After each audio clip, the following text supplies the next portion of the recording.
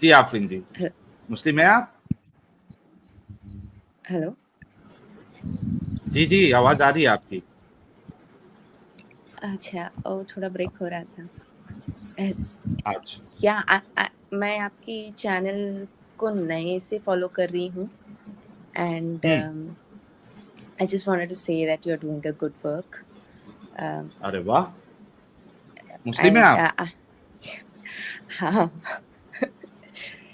but the way अच्छा। you guys come out and say things, it's difficult for normal people to even say that. हम्म। जैसे कि the things that you discuss, we cannot even discuss those things at home, right? mm, बिल्कुल। आप नमाज uh, पढ़ती थी आफरीन जी? हाँ जी जी, नमाज पढ़ती थी। I mean I have been I am lucky actually कि मैं काफ़ी लिबरल फैमिली में ग्रो अप की हूँ. Hmm. I have got access to multiple, I mean, I studied multiple religions. Okay. And have always found there have been so many, things which are not logical to the rational mind. अच्छा Afreen But जी, मैं आपको हाँ. मैं आपको आपकी पूरी बात रखने का मौका दूंगा, लेकिन यहाँ पे कैसा है, हम एक छोटा सा टेस्ट लेते हैं। जरा तैयार पढ़ अच्छा. के सुना दे आप, फिर आप अपनी बात रखना। Okay. अत्तहियातु लिल्लाहि वस्सलावतु अत्तय्यिबातु अस्सलामु अलैका अय्युहन नबिय्यु रहमतुल्लाहि व बरकातुहू अस्सलामु अलैना व अला इबादिल्लाहि स्सालिहीन अशहदु अन ला इलाहा इल्लल्लाह व अशहदु अन्ना मुहम्मदन अब्दुहु व रसूलुहू. अरे वाह, क्या बात है जी। तो फिर क्या हो गया? कुछ हुआ नहीं. आई मीन हुआ, हम्म। होने के लिए बहुत कुछ हुआ है. हम्म। अ, नहीं अ, मतलब इस्लाम से क्यों आपका ज़हन जो है वो हट गया, या इसको आप गलत इलॉजिकल मानने लगे, ऐसा क्या हो गया? हाँ, क्योंकि शुरू से मतलब मेरी परवरिश बहुत ऐसी फैमिली में हुई जहाँ पे सारे मज़हब का इज़्ज़त हुआ करता था. Specially I grew up in between a lot of Hindus. So I always found कि यहाँ पे बहुत सारे ऐसी चीज़ें हैं which are not really justice की तरफ नहीं है, रैशनल नहीं है. So there was always this conflict that was going right from the childhood, especially towards women. um, तो मतलब अंदर से हमेशा ये आवाज थी कि ये तो गलत है, but it was always very faint. But I had not heard anybody talking so openly about the wrong things. But you guys have been talking about it, and it's really it's I mean it's kind of awakening within the religion. And बहुत लोग बात नहीं करते. और किसी भी मजहब में गलत चीज़ों की अगर उसको फिक्स करना होगा तो अंदर से आवाज़ उठनी चाहिए, मतलब कम्युनिटी के अंदर से आवाज़ आनी चाहिए. हुँ, और शायद मेरे को लगता है कि because you guys have been doing that work, बहुत सारे लोग उस अवेयरनेस की तरफ आ जाएं और स्लोली वो जो गलत चीज़ें हैं उसको कॉल आउट किया जाए, उसके बारे में बात किया जाए, डिस्कशन तो शुरू हो. जब तक आप उसको हुँ, डिस्कस करने के लिए भी राजी नहीं होंगे तब तक आप सुधार कैसे करेंगे? So very I true. Mean क्या चीज़ तो आपको गलत लगी इस्लाम में? You name it, like everything, polygamy, hmm, four wives, जो का जो कॉन्सेप्ट है, that itself is a very wrong thing. Triple तलाक हो, हालांकि अभी बताया जाता है कि वर्बल ट्रिपल तलाक बैंड है इंडिया में, but there is this slow version of it कि आप महीने का एक तलाक का कागज भेज दो और हाथ धो लो. Hmm, I am a victim of it. I got मतलब ट्रिपल तलाक बैन होने के बावजूद, my husband is a police inspector, by the way. Oh! हाँ, hmm, and I am an engineer. But still क्योंकि एडवांटेज लेना था उसको, तो उसने महीने का एक तलाक का कागज भेज दिया और बोलता है कि हो गया, मतलब उसकी तरफ से तलाक हो गया. हुँ, मतलब मजाक चल रहा है क्या जिंदगी का? मतलब अब तीन, इससे तो अच्छा गर्लफ्रेंड बॉयफ्रेंड का रिश्ता होता है, वहां पर थोड़ी बहुत तो कमिटमेंट होती है. इतना तो आसान नहीं होता कि तीन आप कागज भेज दोगे महीने का एक करके और हो गया. इट्स अ और वर्स्ट कॉन्सेप्ट जो है, तो वो तलाक का इस्लाम में ही है। क्योंकि आप देखिए कि आपने शादी जो है वो दोनों ने कबूल करके की थी, राइट? तो तलाक भी जो होता है वो म्यूचुअल ग्राउंड पे होना चाहिए, या एग्जैक्टली या फिर आपके पास ऐसा कोई रीजन होना चाहिए, जैसे हमारा जो दुनिया का बनाया हुआ जो कानून है, मतलब आपको म्यूचुअली या तो तलाक दोनों को देना पड़ेगा, या तो हस्बैंड को प्रूव करना पड़ेगा ऐसी कोई चीज जिसकी बुनियाद पे कोर्ट जो है फैसला दे के नहीं यार इस वजह से आपको तलाक दिया जाता है, though you are not agreeing to it. Same goes to the female also, कि वो अगर तलाक लेना चाहती है सिंगल ग्राउंड पे, then she has to prove कि भाई ये मेजर पॉइंट है जिसके वजह से I want to get the divorce. लेकिन आइडियली जो होता है वो ये होता है कि आपने म्यूचुअली दोनों को अग्री करना है। इट्स नॉट दैट कि 3 तलाक बोल दिया या एक महीने में भी आपने एक तलाक दे दिया, मतलब आपके साइड से आपने दे दिया, खत्म। वो लड़की का कुछ है नहीं है, उसकी गलती है, कुछ भी मायने नहीं रखती है। तो इससे बड़ी हाँ, जहालत क्या हो सकती है दुनिया में? मतलब लड़की की एग्जिस्टेंस शादी में है ही नहीं। मतलब ये नहीं है लड़के तलाक में। मर्द का खेल है कि मर्द चाहेगा तो रखेगा, नहीं चाहेगा तो तलाक देगा और भेज देगा, और हम्म। तुम कुछ कर भी नहीं सकती। और रही बात मेहर की, तो फिर इंडिया में ऐसा है नहीं कि आप इतना ज्यादा मेहर मतलब बस नाम के वास्ते ऐसे एक फिगर लिख देते हैं, which is not like really as maintenance. और जब आपकी जिंदगी की धज्जियां उड़ रही हैं उससे कुछ भी हम्म। कंपनसेट हो पाए। और मेरा एक बच्चा भी है, दैट इज नॉट इवन अच्छा, आपने कंसिडर्ड व्हेन व्हेन बहुत ज्यादा पर्सनल आप डिटेल मत शेयर करें ताकि आपको कोई इशू ना हो बाद में। ओ या I was very scared even before joining this. मैंने 10 बार हाँ। ज्वाइन करूं सो कि नहीं करूं, बिकॉज आइडेंटिटी रिवील हो जाती है। तो फिर so it was very difficult, even to go through that phase. And despite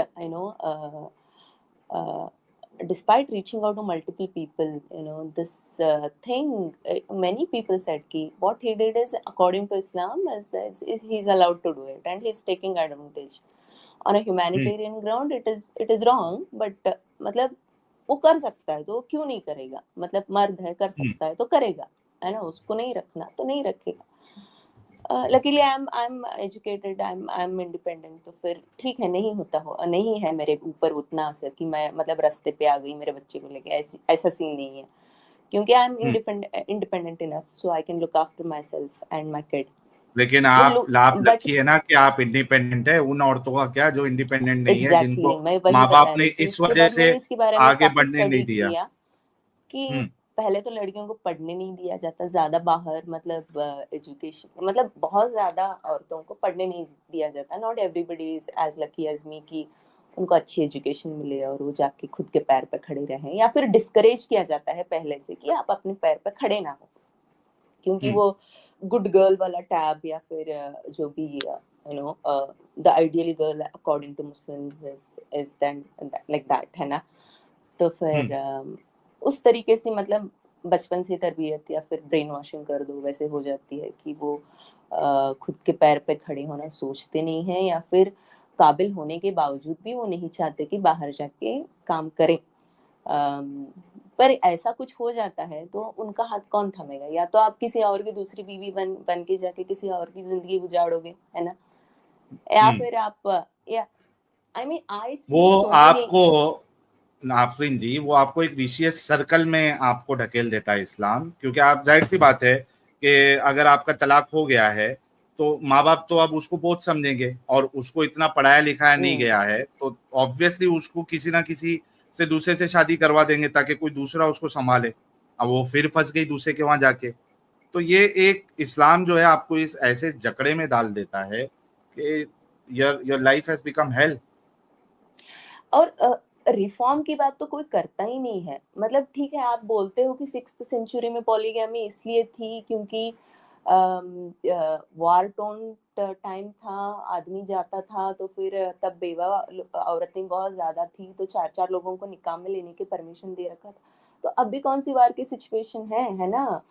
time के हम्म। हिसाब से रूल को भी बदलना चाहिए ना। आपके मजहब में फ्लेक्सिबिलिटी का कोई चांस ही नहीं है।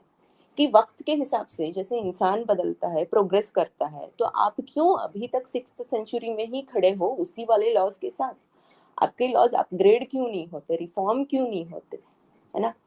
कभी सती को सही। बैन किया गया था इंडिया में, है ना, वैसे पॉलीगैमी को क्यों नहीं आप बैन करते? वैसे आप क्यों ये मतलब why don't you make one uniform civil code जहाँ पे एक हिंदू औरत के साथ वो वाला अनफेयर चीज, इनजस्टिस नहीं हो रहा, बट एक मुस्लिम औरत को, क्योंकि उसने इस मजहब में जन्म लिया है, मेरी मर्जी थी क्या कि मैंने इस मजहब में जन्म लिया, मेरे को तो पूछा भी नहीं गया था, no, it was accidental birth, है ना? क्योंकि I did not choose this identity. आपकी आइडेंटिटी आप जब बर्थ लेते हो तभी ठप्पा दी जाती है ना? Yes, you did not choose to be born because you were true. इस पे born हमने in एक so स्ट्रिंग and भी so की थी। religion. Yeah, because you are born in so and so religion, are you supposed to go through such kind of injustice?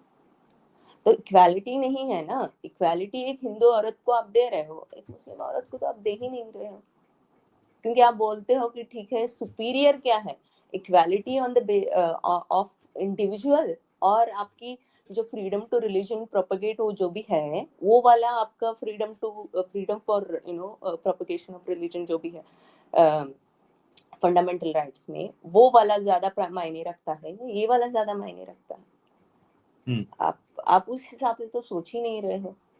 और ये बिल्कुल आपने सही फरमाया। आपको जाके कभी बुधवार पेट को देखना चाहिए पुणे का। There's so many Muslim women who are victim अच्छा of these आपने kind अभी, of practices, because I studied it अच्छा in detail. In detail, I आप, studied it. आफरीन जी, आपने ज्यादा पर्सनल डिटेल नहीं बताना है। वी नो दैट, आपकी बात बिल्कुल सही है। अच्छा एक चीज, मेरा एक सवाल है आफरीन जी, क्योंकि आप खुद मुसलमान घराने में पैदा हुई है। मेरा एक सवाल है कि आपको क्या लगता है कि ये जो बाकी की जो औरतें हैं जो इस्लाम इस्लाम करते रहती है, ये इन सब चीजों के बारे में क्यों नहीं सोचती है? वो उनको दबाया गया, उसके बाद भी वो इस्लाम की वाहवाही क्यों करते रहती, क्या लगता है आपको? It's because of there are no open discussions encouraged within households about the religion. पहले से क्या बताया जाता है कि this is the best religion that you are born into. आप तो लकी हैं कि आप इस मजहब में पैदा हुए। और भले ही गलत चीजों को भी ऐसे गलत कह के रिप्रेजेंट नहीं किया जाता। और ये फॉल्ट पेरेंट्स की भी नहीं है, क्योंकि वो भी ब्रेन वॉश्ड है ना? अभी अभी आप जो ट्रॉमा को वो कैरी कर रहे हैं वही तो ट्रॉमा वो आप अपने बच्चों को दे रहे हैं, है ना? कहीं ना कहीं पैटर्न ब्रेक होना चाहिए। और अगर आपके पेरेंट्स ने पैटर्न ब्रेक नहीं किया है तो आपको करना चाहिए, बट आप तभी कर पाओगे जब आपको मौका मिलेगा दूसरे हर चीज को स्टडी करने का, एक रैशनल या फिर एक ओपन माइंड के साथ उस चीज को देखने का। अगर आपको मौका मिलेगा तो आप उस चीज को कर पाओगे। अगर आपको नहीं मिलता, अगर आपको एनकरेज ही नहीं किया जाता कि आपको किसी और मजहब को पढ़ना है, समझना है, देखना है, या फिर उसको डायरेक्टली ऐसे बोल देंगे कि बुद्ध की पूजा करना मतलब सबसे बड़ा शिर्क है, तो आप उस कॉन्सेप्ट को समझ नहीं पाओगे कि क्रिएशन में भी क्रिएटर हो सकता है। जब क्रिएशन क्रिएटर का है तो क्रिएशन में क्रिएटर की एनर्जी क्यों ना हो, वो क्रिएशन में उस एनर्जी का वर्शिप क्यों ना करे, है ना?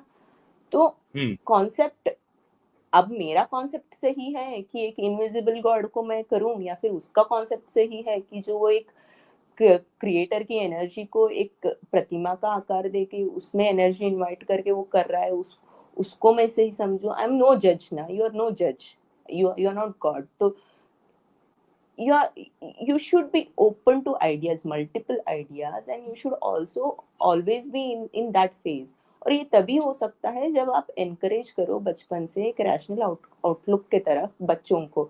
और अगर बचपन में ही आप उनके डब्बे क्लोज कर दोगे ना कि यही सही है बाकी सब गलत है, तो बच्चे के दिमाग में तो वो बैठ जाएगा।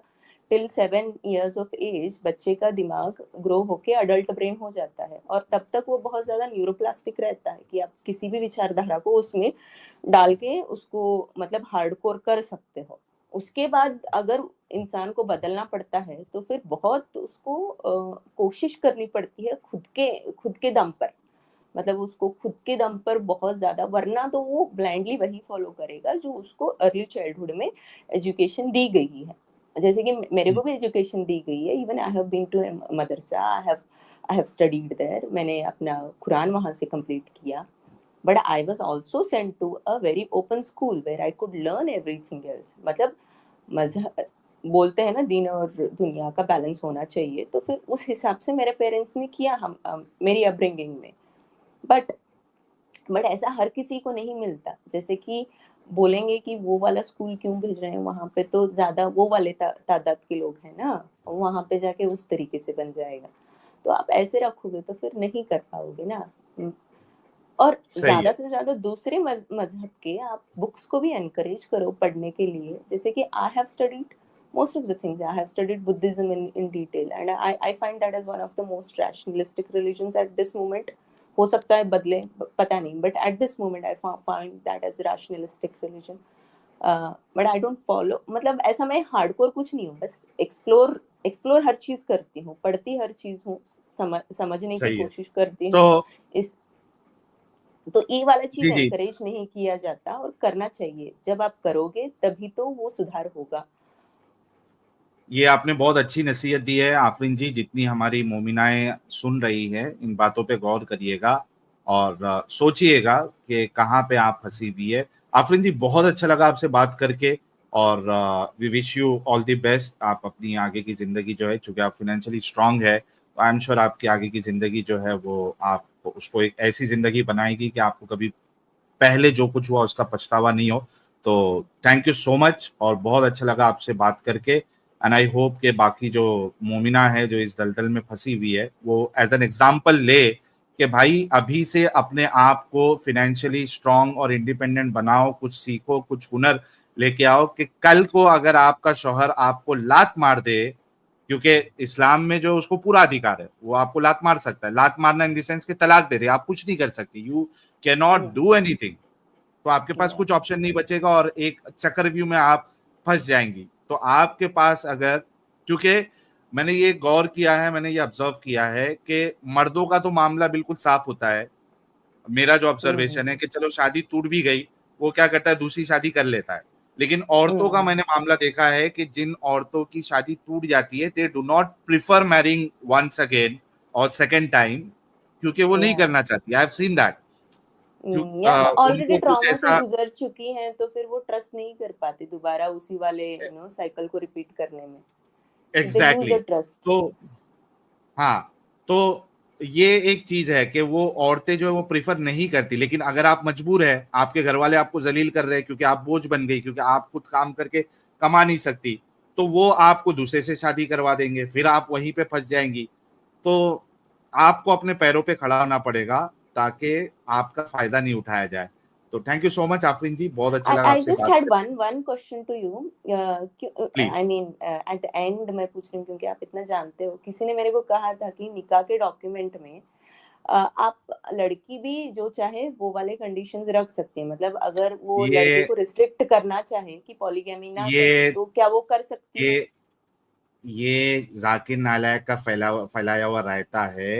है ना? मैंने उसकी एक अभी वीडियो रिसेंटली मेरे को आई थी, और हालांकि मैंने पहले भी देखा था, लेकिन रिसेंटली आई थी।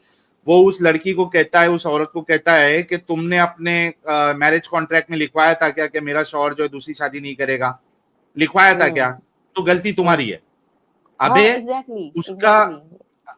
हाँ तो उसका तूने दलील, तू तो दलील दलील करता है नालायक। उसकी दलील कौन देगा कि ये कहाँ पे जो है कुरान में या रसूलुल्लाह ने कहा है कि औरत अपने मैरिज कॉन्ट्रैक्ट में लिखा सकती है कि उसका शौहर जो है वो दूसरी शादी नहीं करेगा जब तक ये जिंदा है, या ये तलाक इससे नहीं हो जाएगा? नहीं, मैं कहाँ मैं पे है? मैं जब पढ़ रही थी, एक और उन्होंने कॉन्टेक्स्ट दिया था, मतलब not really from that person, but कि हुजूर ने अपनी बेटी फातिमा की निकाह कॉन्ट्रैक्ट में ये वाला क्लॉज रखा था कि अली नहीं दूसरी शादी नहीं करेंगे।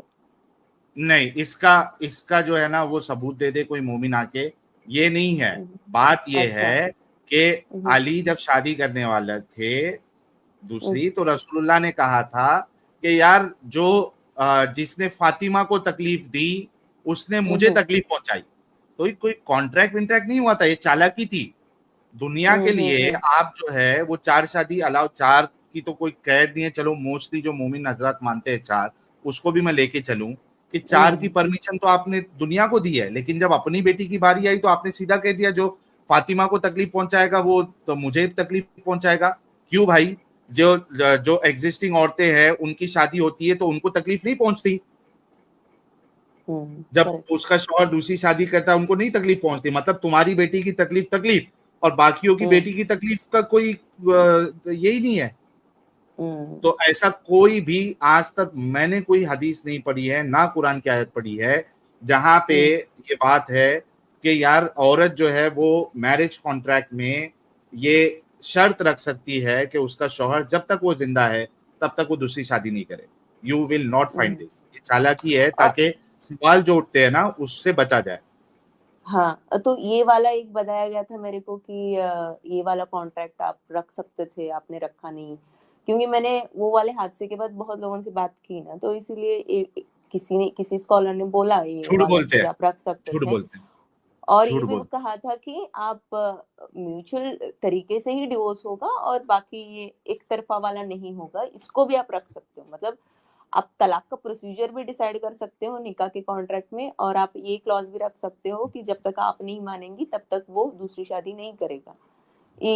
तो ये इस चीज, पहले तो मेरे को लगा कि अगर ये चीज सही है तो लड़कियों को इस चीज के बारे में अवेयरनेस क्यों नहीं है ना? आप क्यों नहीं बोलते फिर? आप निकाह कॉन्टैक्ट करते वक्त कोई माँ बाप ये शर्त क्यों नहीं रखता ना? अवेयरनेस अगर होती तो रखता। करेक्ट। हाँ, अगर तो ये सब जन रखे। इनकरेक्ट, हाँ, अगर ये इनकरेक्ट है, अगर ये फॉल्स है तभी जाके कोई रख नहीं रहा ना। दो में का एक हो सकता है, या तो ये चीज असल में है और बिल्कुल अवेयरनेस है नहीं कम्युनिटी में, इसीलिए लड़कियों को इस चीज वाली चीज से सफर हो रहे हैं, या फिर ये इनकरेक्ट चीज है और मेरे को गलत बताया जा रहा है। तो नहीं, दैट आपको इज व्हाई गलत आई बताया थॉट आई। गया है। ऐसी कोई चीज मेरी नजर में तो कोई ना कुरान की आयत गुजरी है इस तरीके से, ना कोई हदीस गुजरी है। बट एनीवेज आफरीन जी बहुत शुक्रिया, जरा मोमिन हजरात से भी बात करते हैं। थैंक यू सो मच, बहुत अच्छा लगा आपसे बात करके। Thank you, thank you. Keep up the good work. Bye. Yeah thank you so much.